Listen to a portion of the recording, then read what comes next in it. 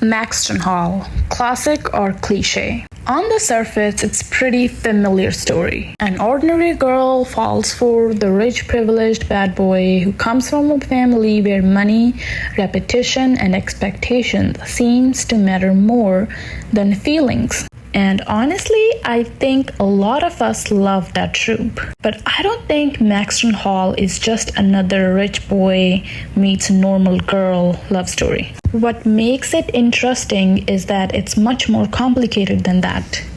The writing, in my opinion, is phenomenal. James Beaufort doesn't fall in love with Ruby Bell. He actually fights for her as well. And that's what makes their relationship interesting. Because falling in love with someone isn't necessarily the difficult part. Staying beside them when everything around you is falling apart is. These two have had plenty of reasons to walk away from each other. Relationship have cost both of them a lot, but especially Ruby.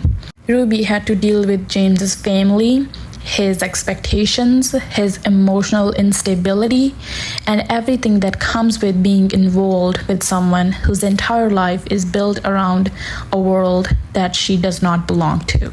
And yet, by the end of season 2, they are still choosing each other, and I think that choice matters. But then there's James. Yes, he's the rich kid who eventually seemed to have eyes for Ruby and only Ruby. But we can't ignore what happened with Elaine. After the sudden death of his mother, James completely lost his control of himself. He was grieving, angry, and emotionally destroyed.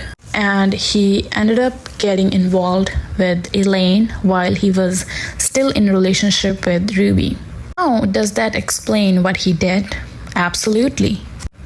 Does it justify what he did? No. Grief can explain someone's behavior, but it does not erase the consequences of it. And this is where I actually think Ruby's reaction deserves a closer look. She spent the entire day worrying about James. She still showed up for him. She still cared about what was happening to James. And honestly, I don't think that makes Ruby extraordinary. It makes her human. A decent person can still care about someone who has hurt them.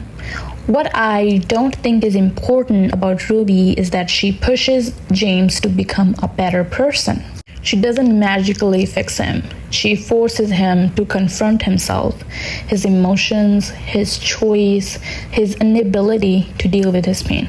And eventually, James has to learn how to take responsibility of his own life instead of allowing his family, especially his father, his grief, or his circumstances to control him. That's what makes their relationship more interesting to me than the usual rich boy falls for an ordinary girl story. It's not just two people from different worlds falling in love. It's about whether love is enough when being together comes with consequences. Because sometimes falling in love is the easy part, but choosing each other after you have seen the worst parts of each other's is much harder. We still don't know how James and Ruby's story will ultimately end, but whatever happens next, their relationship has already cost them both a lot. And despite everything, they're still choosing each other. And maybe that's what makes Maxton Hall such an interesting love story to watch.